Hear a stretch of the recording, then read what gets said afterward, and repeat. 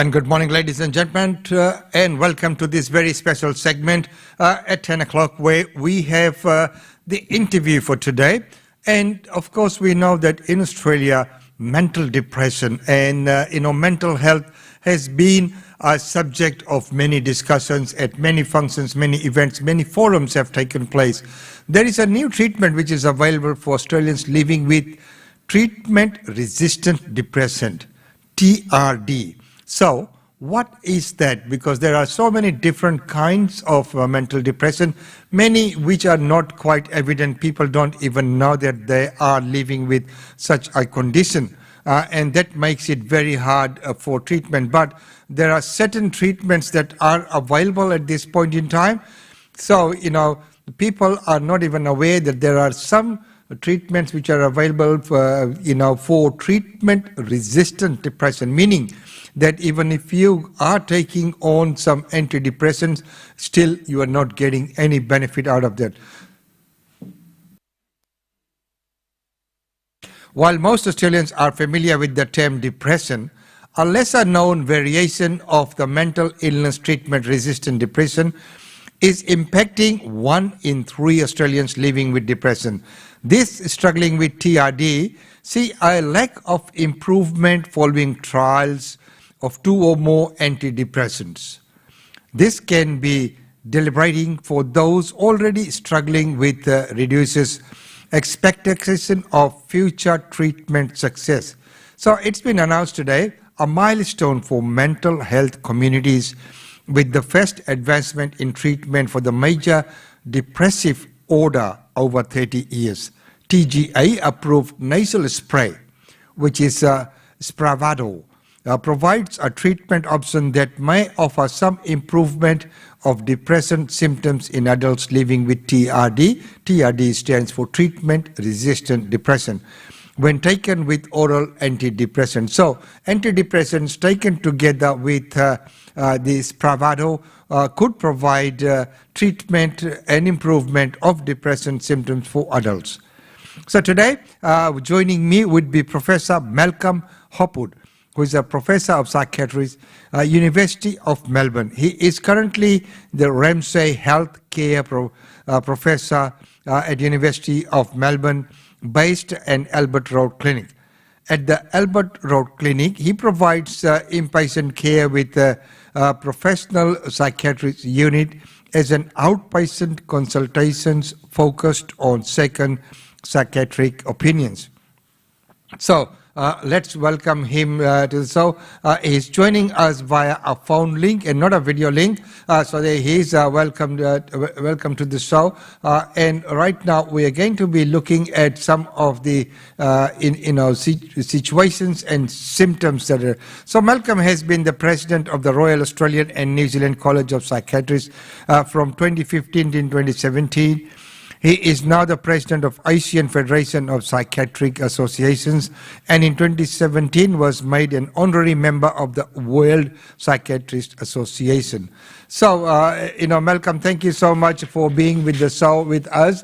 And, can you, first of all, briefly tell us about this major depressive disorder and the impact on quality of life and function? Because as we know, when you're living with that, your quality of life changes a lot, and there's many things that you cannot do and cannot function. So can you first of all please briefly tell us about major depressive disorder? Major depressive disorder is a devastating human disease.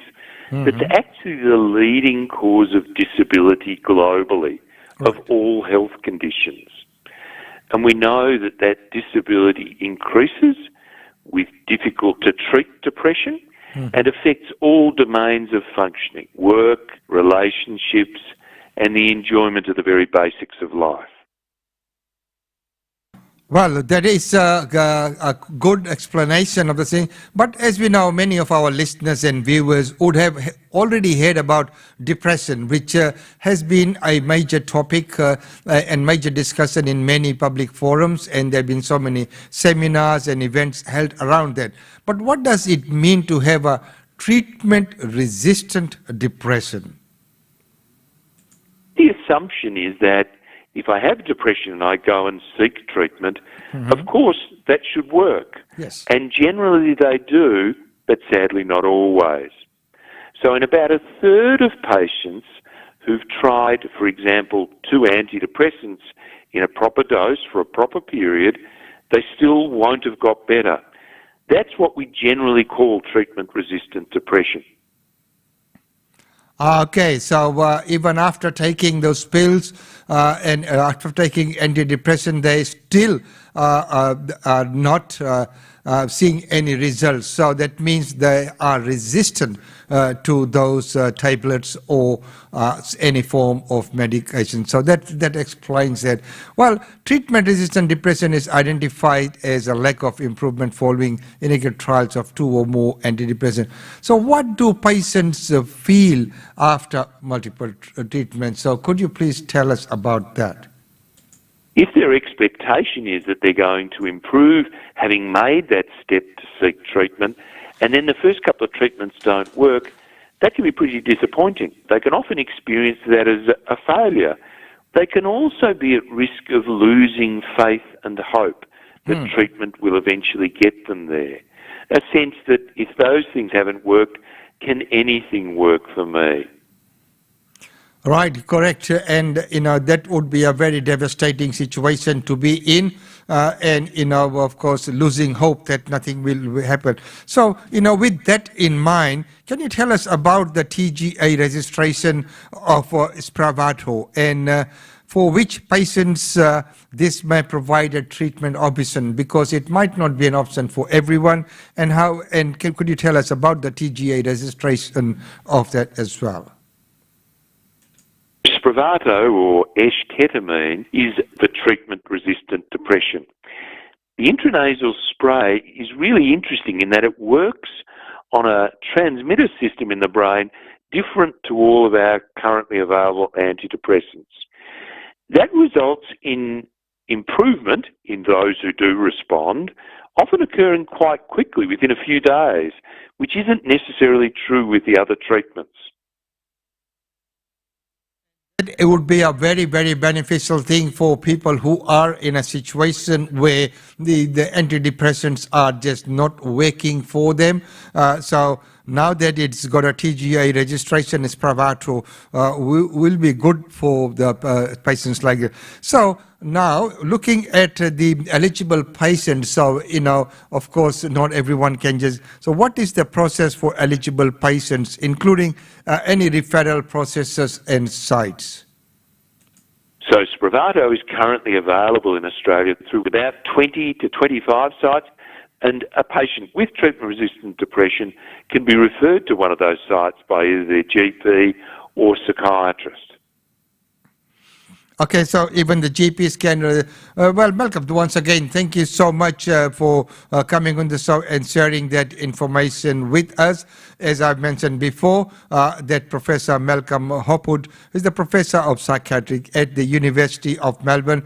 And today we've been talking about the treatment-resistant depression and what help is available for that.